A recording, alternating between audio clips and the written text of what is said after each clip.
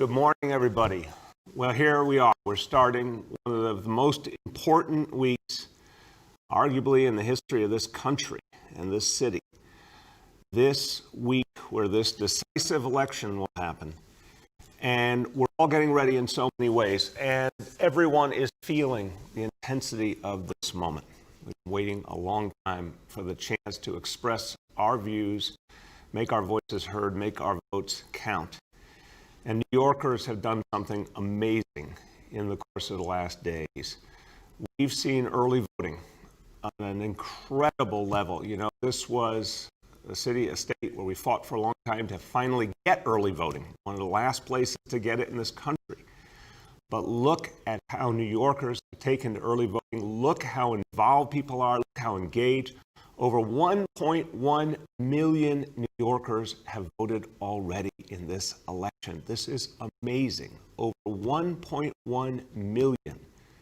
No matter what the challenges, no matter how long the lines, and I can speak about that from personal experience, the people of this city wanted to be heard, and they went out and did the right thing, and a lot more to come tomorrow on Election Day.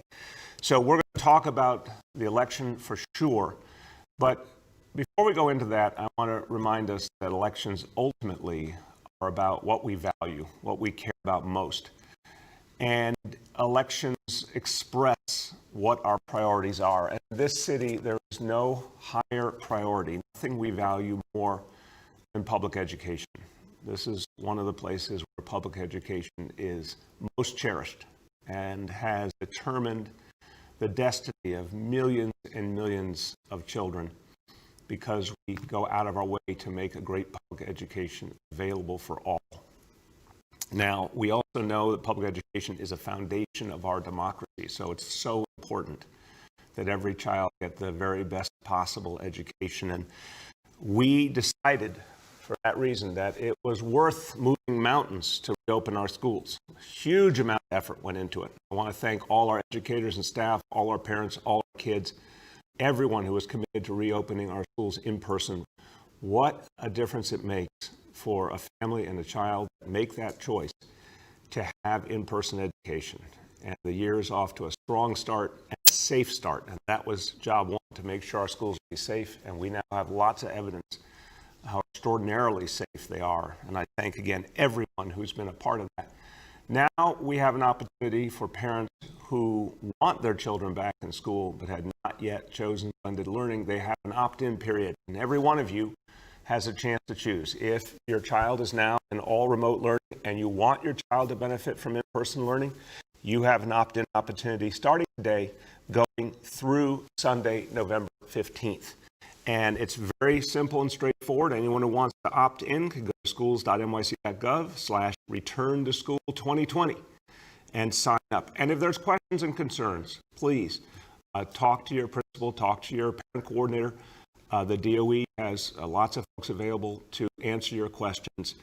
We want to make sure that for those for whom in-person education is best, and for those who have been waiting for the opportunity, that know all about this opt-in period, get all their questions answered, and are able to take full advantage of it. So we know the power of our educators to help our children forward. We know all the great things that happen in the school community. For parents who have been waiting for the opportunity, here it is, today through November 15th.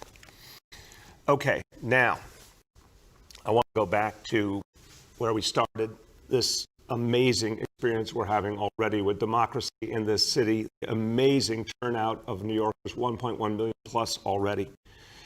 But I want to remind people there is no early voting today. The early voting period has ended. But tomorrow, of course, polls are open in this city, 6 a.m. to 9 p.m. 6 a.m. to 9 p.m. You can find your poll site by going online. If you're not sure, you can go to voting.nyc and get the information you need about where to vote. Now, we want people who haven't yet voted, either early voting or absentee, to have all the information they need to vote in person. And we want people to know that it is safe. We want people to know that when you go out there, it will be safe and secure. We also want people to know that we will not accept any effort to intimidate voters in New York City. And if you're out there at a poll site and you see election folks wearing this would be city volunteers outside poll sites, focused on making sure that no one is intimidated, no one is harassed. The Election Observer Corps is going to be out there in force, over 500 volunteers, lawyers and city officials, people who are giving their time of themselves to make sure the election is accurate, safe, no one is intimidated, no one is harassed.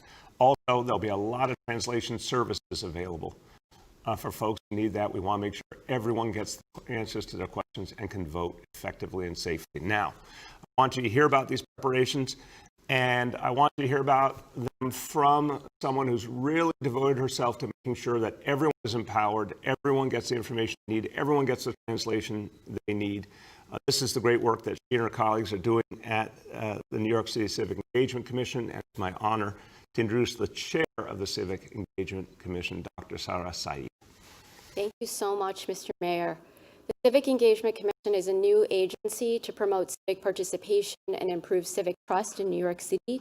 We're working with our partners to make sure all eligible voters in New York City have access, knowledge, and confidence to participate fully in elections.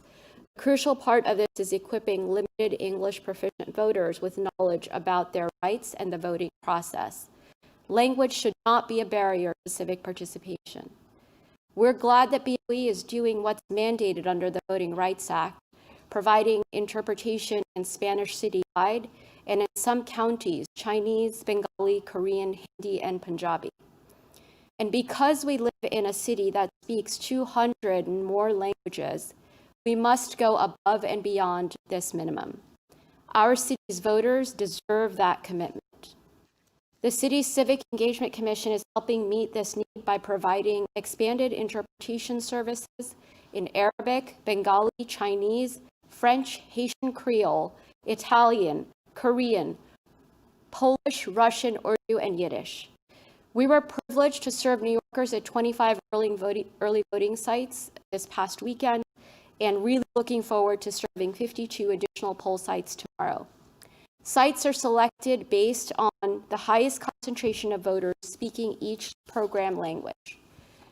The Commission has been coordinating closely with the New York City Board of Elections on operations.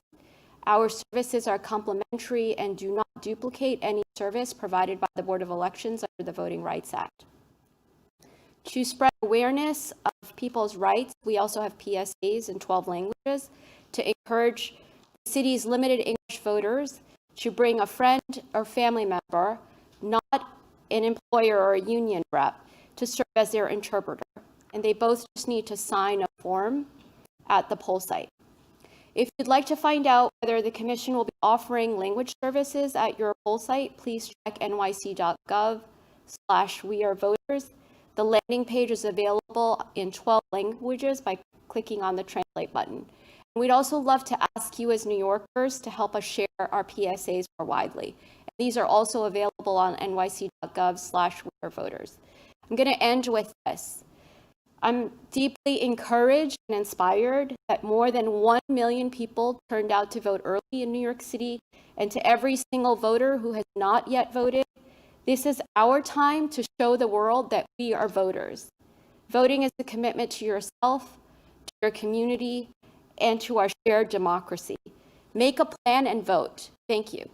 Thank you so much, Sarah. And to everyone, I want to thank you and everyone at the Civic Engagement Commission. It makes such a difference to let people know how important it is to vote and to make it easy to vote. And that's what we're working on every day. Now, I want to talk about Election Day and the aftermath. Look, everyone's thinking about this deeply. Everyone's concerned. I want to start with what we have known from the past and we should be prepared for, that the election results will not necessarily be 100% clear on Tuesday night. They may not even be clear on Wednesday. We've had this experience before as a nation. We've had this experience before in this city. First of all, remember, so many people voted by mail, and it does take time to count those ballots. And in this city, those ballots can come in after Election Day, so long as they're postmarked by Election Day. So it's natural that the count may take some time. There's tremendous concern, obviously, about everything happening out there in the country. But look, let's look at the facts. Right now, we don't see any example of voter fraud in this country, in this city, on any widespread level at all, almost no incidents of it. We know that the count historically can take time, and the more mail-in ballots, the more time it takes. This is something that's a part of our history, but also a part of our history is the ability to keep going and keep having orderly elections, and keep having a peaceful transfer of power, no matter what is happening in this country or this world. That was true literally in the midst of a civil war in this nation. It was true during the Great Depression. It was true during world wars. We have to remember what a strong, clear American tradition it is to have that peaceful transfer of power, to have every vote get counted no matter how long it takes, and respect the results. And obviously, we understand that there's a right way to express views and a wrong way to express views. And right now, we're all very troubled seeing the President of the United States question in advance the validity of the election. We've never seen that before from a president. We've never seen a president encourage voter suppression and harassment in this kind of fashion. The American people are going to have the final say here. And like New Yorkers, over 1 million New Yorkers have voted early, over 95 million Americans have voted early, which is amazing and inspiring. So we are in an unprecedented time. There's a reason people are so worried.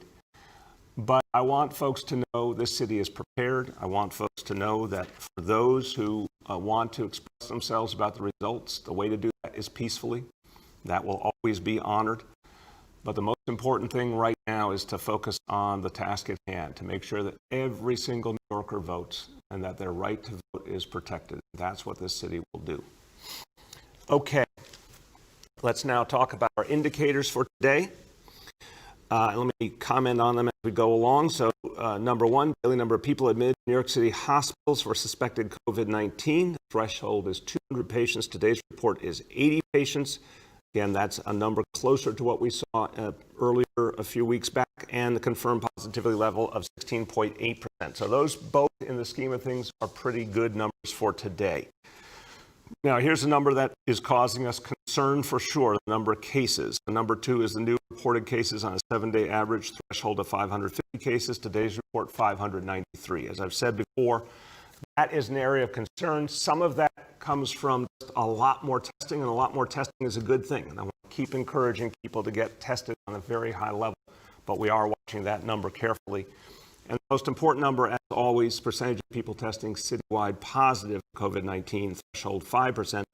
Today's report, a worrisome number, obviously, 2.08%, but the rolling 7-day average, better number and more consistent with where we've been in the last few weeks, 1.81%. So still, that number suggests some consistency with where we've been the last few weeks.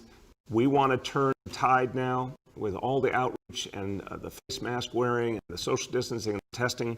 We want to start knocking down that 7-day rolling average. But we're keeping a very close eye on the situation because we're obviously at a point where that has gone up in recent weeks. We take that very seriously. A few words in Spanish. Esta semana podemos hacer dos cosas para un mejor futuro de nuestros niños. Votar en la elección mañana es la más importante de nuestras vidas. Y si quiere que su hijo aprenda en persona en la escuela, puede firmar hoy. With that, let's turn to our colleagues in the media, and please let me know the name and outlet of each journalist.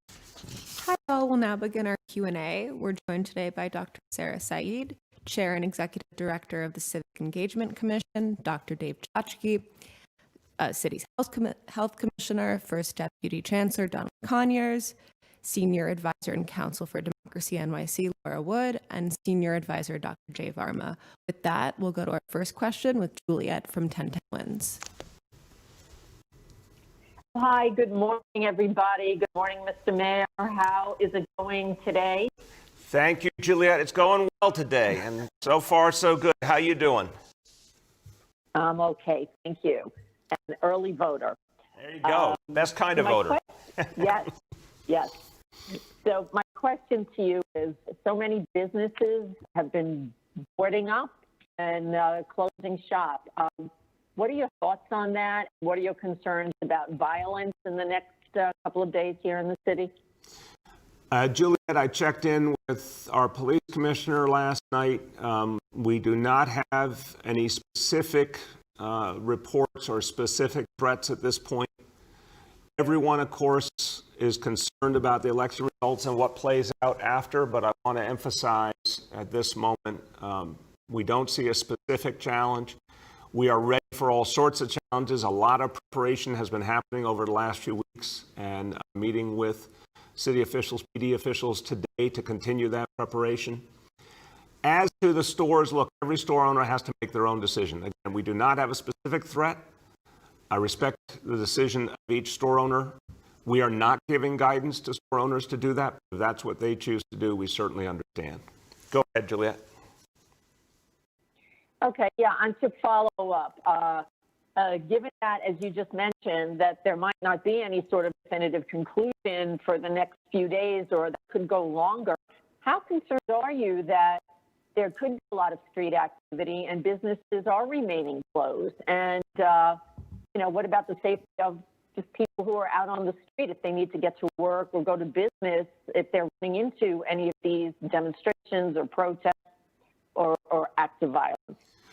Look, Juliet, the history of this city being able to respect and accommodate peaceful protests, very long, impressive history, really. And when you think about all the things that this city is able to manage, remember what it's like every year when we have, well over 100 world leaders here for the UN General Assembly in normal years, all the times that there are major events happening around the city. There's plenty of situations where the city of New York and the NYPD have to handle a huge numbers of people.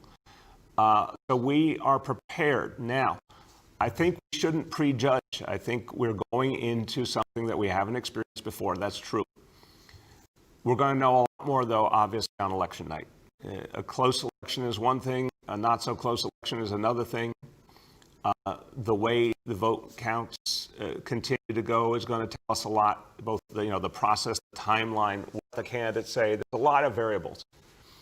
We'll be ready for anything. I think people should start with the assumption that we're all going on with our lives, as always, as New Yorkers, and that if we need people to take any special precautions, we'll be saying it for sure. So right now, I work from the assumption that the city, as always, will be ready. Next, we have Rich from WCBS 880. Mr. Mayor, just to follow again on the possibility of violence with the boarded up buildings and the demos, is there a ban on the use of mounted units from the PD to control these demos? Did I remember something like that going on? And if so, if things get out of hand, will it continue? Rich, I think what was clear in the course of this year is preference is not to use those units. The policy, the approach is to use them only when absolutely necessary. So I don't expect a situation right now where they'll be needed, but obviously we'll judge by the specifics. Go ahead. Okay, and another topic entirely, how are the schools doing? How many schools do you know, you may not have a handle on it, but how many schools do you know have been closed for a couple of weeks? Is that number mounting, staying stable? How does it look?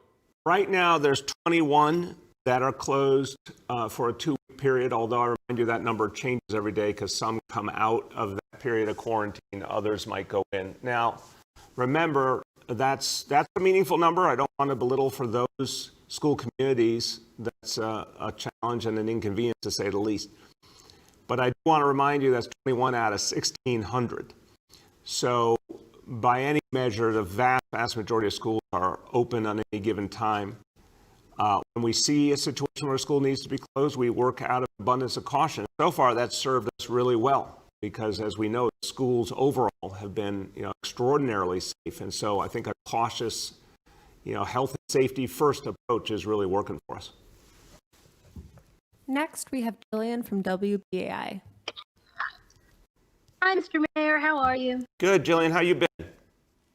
Well, I had the flu, which is why I've been absent, so I'm on the uptick. thankfully. I wish you a speedy recovery. I have. It wasn't so speedy, but at least it was the regular flu. So, All right. yeah. So I wanted to start with a question along the lines of my previous question regarding the Brooklyn Botanic Garden, which I'll have to get back to another time. The Soho rezoning, this is also a landmark or protected area and a tourist attraction. Opponents say you can have an affordable housing mandate without having to upzone, as other cities have done, without further destroying New York City architecture and history, and inevitably causing gentrification with the 75% luxury apartment standard, and thus changing the entire character of the area. And where does your relationship with Edison Properties factor into the plan, which you said earlier this year couldn't be done because of time constraints before your term ends next year? So a lot of pieces there. Let me try and give you a simple, straightforward answer. I disagree with the analysis that says Soho is going to gentrify. I think it is extraordinarily gentrified right now. And the whole idea is to introduce affordable housing into a neighborhood that has had very, very little. When you talk about a mandate, obviously I need to know more specifically what you mean, but we've looked at all sorts of tools that actually create affordable housing and came to the conclusion that mandatory inclusionary housing was the way to go. That we think rezoning is done the right way, produce a lot more affordable housing, and that you can depend on it being produced compared to other strategies.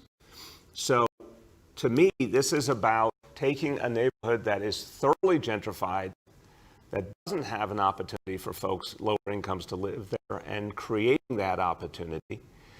And originally, it wasn't clear to me whether there would be enough support to move this quickly through the council. I now believe that there is that support, and we want to get this done. Go ahead. Thanks. I'll have to follow up on that another time, because the second part of my question has to do with the small businesses, New York City small businesses, who are suffering immeasurably right now because of the pandemic, and many won't survive or have already closed. So why is the city even considering any way to facilitate big box stores to proliferate as the upzoning currently does, when they clearly don't need help? There are now 2 targets in East Village alone, and will invariably push out the last few independent small businesses that manage to survive. Well, let me just clarify, Jillian. You're saying big box stores in terms of the Soho, NoHo rezoning? Yeah. Look, I appreciate the question. I would say, first of all, I haven't had the impression that that's a likelihood in that area, but fair question. I think the bigger problem in that area is what we've seen in a lot of Manhattan retail of all kinds starting to decline rapidly. This was a problem before the pandemic. I talked about it in the State of the City back in the beginning of the year. This is a growing problem now. So the notion that the restrictions currently in Soho, NoHo really inhibit retail, and that's not good. We're losing a lot of retail. We have to address it. That's part of what's motivating this, is to make sure we do have a strong retail sector still in Manhattan and all the jobs that go with it. I don't believe it is a contradiction, as you presented, between big box stores and smaller stores. Right now, I think retail in general is getting undermined in much of Manhattan, and we need to find ways to preserve all of it. So I don't have the impression it plays out the way you're saying on several levels. I do know if we don't do something different, well, we're going to see a declining retail sector, and that's not good for this city.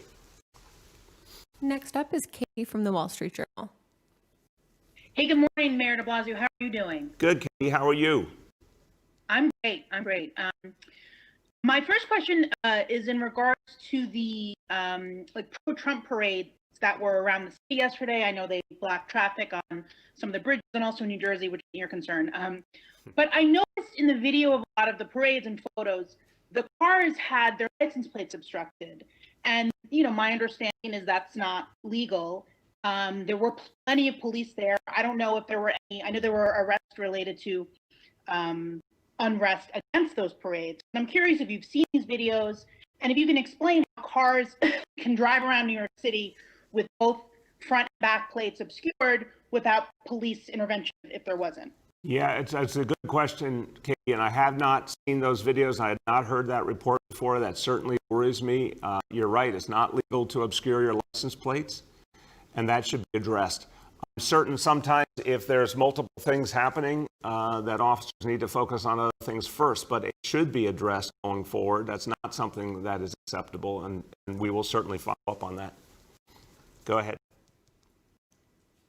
Thank you. And my second question is in relation to the uptick in COVID cases. I mean, is there any sort of, from the test and trace, is there any link to any action in the last couple of weeks? I don't know if it's early voting. I know it's only been a week, but is there any indication now that the uptick is related to specific events or one specific event, or is it just more of a widespread increase in the city? No, it's an important question. I'll start and I'll turn to Dr. Varma, Dr. Choksi. Look, I think the common sense answer here is that what's happened in Brooklyn, Queens, even though it continues to get better, clearly that's where one of the multiplier effects is here. We've seen a lot more testing in the areas affected in Brooklyn, Queens. That's really, really good. That obviously increased the case numbers, though, the positive cases. And you know, in a case like this, the infection spread through a community, through a family, it's going to have a bigger impact than just a short term. I don't see an nexus to early voting at this point. I think it's the combination of the impact of a relatively meaningful slice of Brooklyn and Queens, and then it's also what we're seeing from around the country, the larger increase, and some of that, less of that than other places, but some of that manifesting through travel. Dr. Varma, then Dr. Choksi. Great, thank you. Yeah, we have answered this, talked about this a little bit last week. So first of all, we know that about 10% of our cases in the past few weeks have been related to travel. Most of that is domestic travel, and some of that is international travel. Now, the remainder of the 90%, we can't always track down a common source of infection. But what is common about the different settings that people report and what we find from our investigation of small clusters is basically the same themes that we expect and ties into our prevention messages. Any setting that is indoors where people do not wear masks continuously and don't always maintain 6 feet of distance. So as we said before, indoor activities are more dangerous than outdoor activities, and 6 feet of distance and wearing a mask is the best way to stay safe while indoors. So what we've seen in clusters that have been associated with workplaces or any other type of indoor setting is those common themes. So we need to really continuously message everybody about how important it is to adhere to those prevention measures. Dr. Choksi. Thank you. I just wanted to add one important point, which is that specifically around voting, voting is an essential activity. It is good for our health, and it's safe, particularly when you follow our guidance, specifically around making sure that you are wearing a mask or a face covering as usual, ensuring that you keep that 6 feet of distance, including when you're in a line, and minimizing your time indoors. So, for example, one thing you can do is look at your ballot ahead of time to keep the flow going through the polling site, as well as to minimize your time there. And then, of course, make sure to use good hand hygiene, wash your hands, or use hand sanitizer. Thank you. Go ahead. Next is Rima from Chalkbeat. Hi, Mr. Mayor. How are you doing today? Good, Rima. How you been? I'm good. So a couple questions for you. The first one, on Friday, the governor said schools closed in red and orange zones could reopen if students or staff return first testing negative. And then after that, it sounds like there has to be a round of testing with a quarter of the school population tested on a weekly basis, and then the schools could close again with a number of positive results. So I'm wondering, when is the city going to open these schools? I think it's about a couple dozen in those areas, and how will the testing plan work? Rima, real good question, and we are looking at that right now. I mean, the state rules came out late on Friday. We're obviously assessing them. They're different than what we've seen previously. But look, I think the first question here is what's going to happen with the red zones in Brooklyn. We're watching the numbers very carefully. The state's going to make that decision, but by the numbers, I think it's fair to say you could well see some changes to those red zones in the course of this week. And that's obviously the best solution here, to have those red zones turn to yellow, and then the school reopening protocol is very straightforward. So that we're assessing the rules, we're assessing that timeline, and then we're going to make a decision in the next couple of days about how to handle it. Go ahead.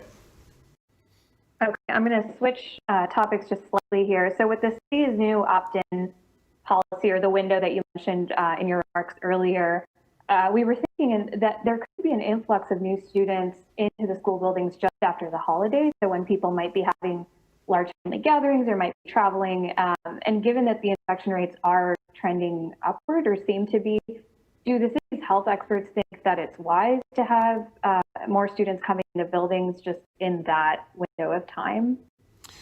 Let me start and turn to Dr. Choksi and Dr. Varma. Look, it's a very fair concern.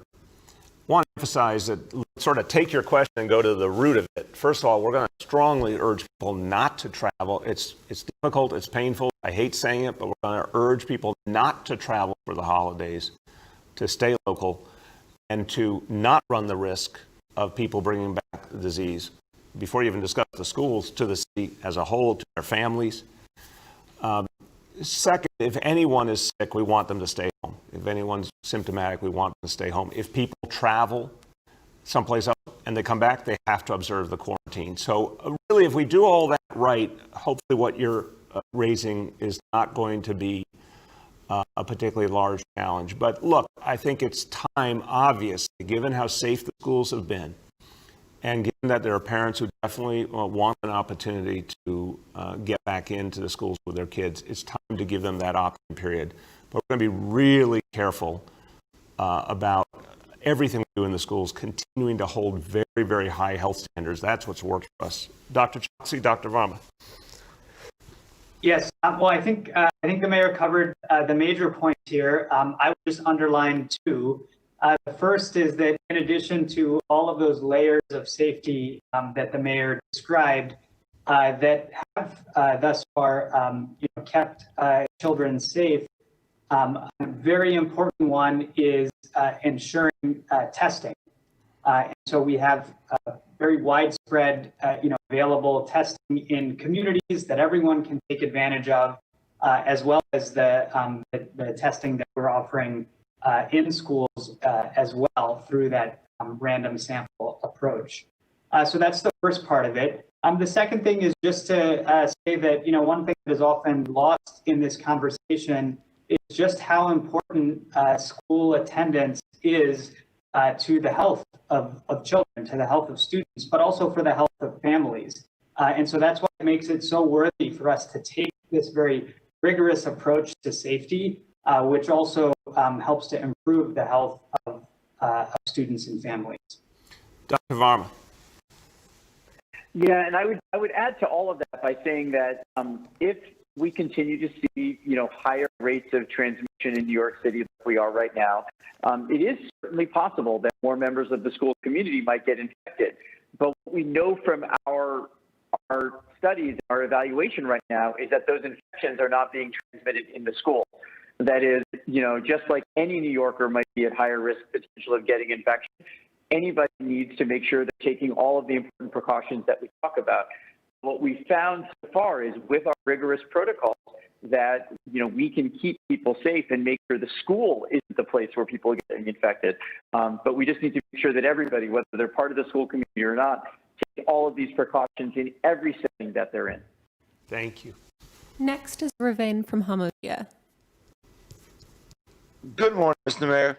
How you doing? Many people have called. Hi. Many people have called for alternate side parking to be suspended in red zones. The residents in these areas have been asked during the shutdown to stay home and keep their kids home from school for weeks. Although the school shutdown specifically is ending now, keep the businesses closed and stay home from houses of worship. How people have been expected to go out and move their cars? So I want to know Will you suspend the alternate side parking in red zones and dismiss the tickets that were already given in these zones? Ruben, look, this is an issue we've dealt with throughout the crisis. When we suspend alternate side, obviously we do it citywide as a whole. We don't historically have a lot of experience breaking it up in different areas. Look, I'll look at the concern for sure, including the concern about the tickets. But I'd say right now, we do not have a plan to address alternate side differently than we have in the past. Go ahead. You recently announced the Open Storefronts program. Councilman Deutsch has suggested you apply it to non-essential businesses in red zones. You mentioned repeatedly how outdoor gatherings seem to be much less of a problem than indoor gatherings. In fact, even the large protests in the summer did not seem to spread the virus because they were outdoors. So considering how much the small business owners have been struggling, will you allow this Open Storefronts program to extend to non-essential businesses in red zones? Well, first of all, the Open Storefronts initiative, we're going to do this for the rest of the year, see how it goes. Hopefully, if it goes well, it's something we can build upon. The goal here is to ensure, as you said, that businesses can be outside and take advantage of more space, more customers, and in a safer manner. Given what is happening in the red zones, I think it's a fair question. We did not initially plan it for use in red zones per se. We planned it as a bigger initiative. It's a fair question, although, again, I want to note my hope and prayer is that in the course of this week, you're going to see the red zones compress and fewer areas needing those kind of restrictions. This is one, again, I'm happy for us to consider and come back with an answer over the next couple of days. We have time for two more. First up is Yoav from the city. Hi, Mr. Mayor. We've written about New Yorkers who are struggling and at risk of losing their things, their property that's in self-storage units. And the Department of Consumer Affairs has exempted the self-storage sector from regulation in New York. So that means there's no cap or standards on fees, rent increases, etc. And also nowhere for people to complain if they think the things were wrongly auctioned off. And currently, many people are at risk of losing their stuff, especially with unemployment as high as it is. So there are some elected officials who are calling for DCA to oversee this sector and create some rules. Just wondering what you think of that idea. Should the industry, which is expanding and very profitable, be regulated in New York City? That's a good question, Yoav, and I won't pretend to be an expert on it, but I'll tell you, when you say here's an industry that may not be sufficiently regulated, that concerns me a lot. Let me find out currently what the division of labor is there between the city and state, and if it makes sense for us to take a bigger role in that. I certainly don't want to see people's belongings mistreated and people as consumers treated unfairly. So if that's something we need to do something more about, let's figure out between the city and the state who should handle that. We'll come back with an answer quickly. Go ahead. Thank you. On the issue of protests, the investigation into how the protests in May and June were handled are still ongoing.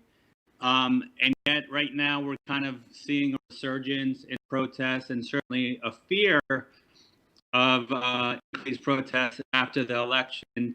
I'm wondering what the timeline is for those investigations, but also is the NYPD specifically adjusting anything they did in May or June that may have been deemed problematic?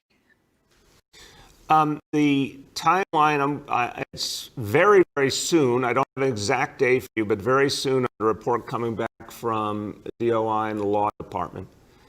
I think the bigger question you're asking about the PD and making adjustments, yes, of course there are adjustments being made. The overall effort to address an incredibly challenging experience that this whole city had in May and June, that was one thing, but what we saw that needed to be better was clear, fast response in the instances, and they were few, but they needed to be addressed more quickly, where an officer did something inappropriate. Clearly, better, clearer rules follow through on protecting legal observers. and protecting journalists, but again, needing to make sure everyone is properly registered and their identification is clear. But, those are areas where there needs to be improvement.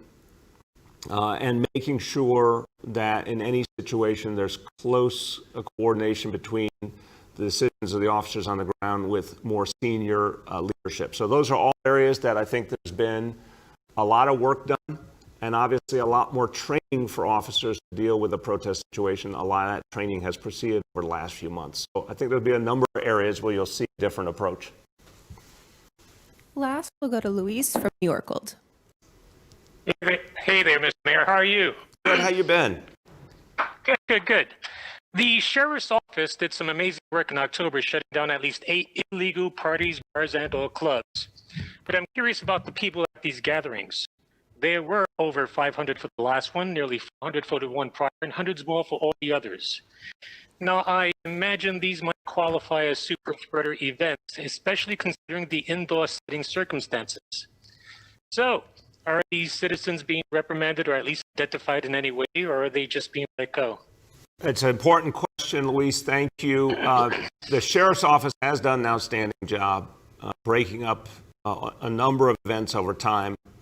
I think an important story here is that in New York City, compared to a lot of other major cities in the world, you've seen less of those events proportionally. That's the good news. I think people have taken seriously the rules a lot more here than a lot of other places.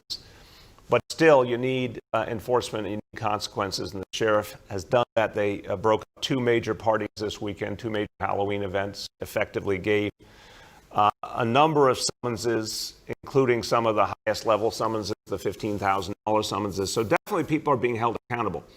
But I think your question is a very good one. What is done to help the folks who are there know that they need to get tested? And let's see if Dr. Choksi, Dr. Varma have any information on how that follow-up is done, and if that's an area we need to focus on going forward, making sure that people know if they're at that kind of event. Well, obviously, we'd like to believe they knew already they shouldn't be there, but they get reminded how important it is to get tested after. Dr. Choksi, Dr. Varma, you want to jump in? Yes, sir. Just to pick up on the last point, the most important thing is for anyone who has been at a large gathering, it's important to get tested immediately. That's important because it helps us both ensure that anyone who has a positive test, who is the case, is isolated, so that interrupts the spread of the virus. But it also allows our contact tracing to commence and make sure that we identify contacts for that exposure as well. The most important thing is we have to focus on prevention. As the mayor said, the sheriff has done great work in breaking these large events up, particularly as we get into the colder months. We have to ensure that we spread the word about preventing those large events and those gatherings from happening in the first place. Dr. Varma, you want to add? Nothing else from me. Thank you. Go ahead, Luis. All right, thank you. With New Jersey and other neighboring states not subject to the new and old travel advisory rules, yet still with worsening COVID numbers, I'm wondering how much does that complicate things for the sheriff's office checkpoints and for you? I mean, on the one hand, you're trying to protect New Yorkers and fend off a second wave, and on the other hand, your hands are kind of tied. Isn't that frustrating? It's not actually. I appreciate the question, Luis. I'll tell you why. Because we understand the interconnection of the immediate states. And although their numbers have gone up, like ours have gone up, they don't bear any resemblance to other places in the country where the numbers have skyrocketed. So I think it's fair to say we still remain particularly concerned about travelers coming in from other parts of the country, other parts of the world. There's just massive amounts of increase. That's a much bigger concern than some of the travel more locally. I think we're going to have to step up all of our quarantine efforts going forward, especially because holidays, because people are going to be indoors more because it's colder.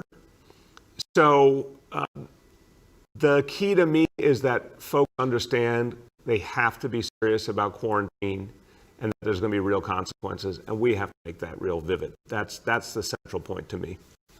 Okay, everyone, look, as we conclude, just want to emphasize, we're on the dawn of a new era in this country. Obviously, something is going to happen tomorrow that's going to frame the future of our lives, whatever it is. We are, all of us, concerned about what happens tomorrow night and in the aftermath. We have to be ready, but we also have to feel that we'll be able to manage it, whatever it is. I want to remind you that when you're looking at the great unknown as we are now, remember what history teaches us about New York City and New Yorkers, how resilient New Yorkers are, how this city, more than any place, can handle whatever's thrown at us. So, yeah, there may be some challenges ahead, but we know how to handle anything and everything in this city. And our people are good, and our people are compassionate to each other, and we will find our way through. So we'll keep you constantly updated to what we're seeing and hearing, and the adjustments we need to make to address these times we're in. But again, I always put my faith in New Yorkers because we always find our way through. Thank you, everybody.